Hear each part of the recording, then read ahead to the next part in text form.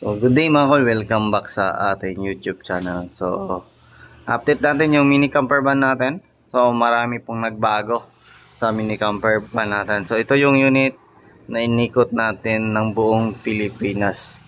So, pakita natin. So, 4x4 Tiptronic or EGS. So, makita natin. So, binago na natin yung mukha. Tingnan natin yung interior. So yung interior binaklas namin. So isang bisis pa natin to, yung nagamit yung interior. Binaklas natin kasi nagbago yung isip ko. Ito na lahat yung ginawa natin. So malaki yung ginastos natin dyan. So halos nasa 70,000. So baklas lahat. Ito na yon. Ito na ngayon yung ginawa natin. So, update namin kayo kung ano yung maging kalabasan sa pangatlong plano natin dito sa ating mini camper van. So, kung napansin natin, tanggal natin dyan lahat. So, yung ceiling from wooden. So, balik natin stock yung harapan. Tapos dito, meron lang tayong gagawin dito para mas astig na pang overlanding yung ating unit. So ito yon, ayan, so 4x4 ito yung harap.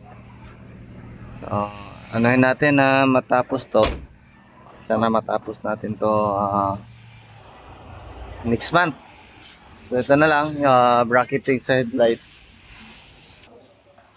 So ayan, so pipinturahan natin to.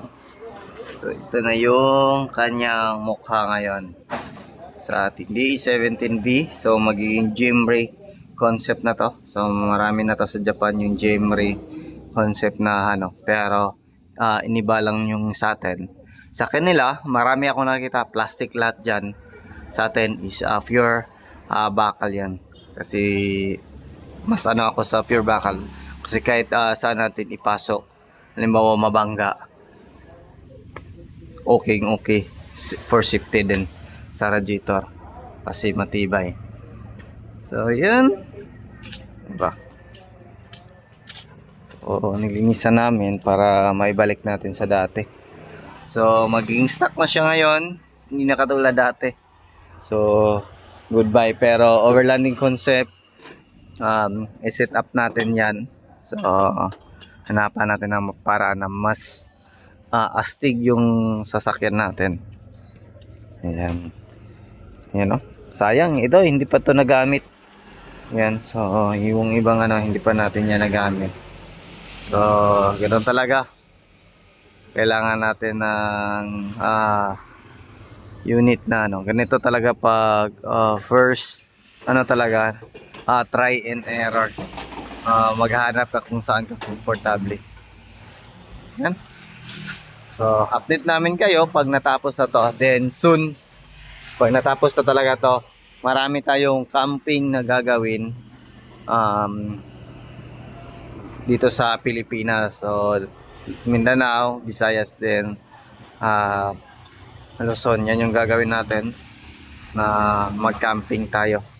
So try natin ikot ulit sa buong Pilipinas. So tapusin natin yung muna yung mga painting natin, tsaka pag natapos na, ianon lang natin sa mga tawan natin. So pinaka-target namin na mag-display na lang talaga, hindi na gaano karami yung made to order. So display, at least kung gusto nyo na bibili, mamili na lang kayo sa display center namin. So yan na muna yung aming update for today. Maraming salamat po sa inyong patuloy na pagsubaybay sa bago lang sa ating channel. Don't forget to like, share, and subscribe. Then click na rin yung notification bell para updated kayo sa ating mga next video uploads. Kagaya nito. Ingat po mga kol, and bye bye. God bless po.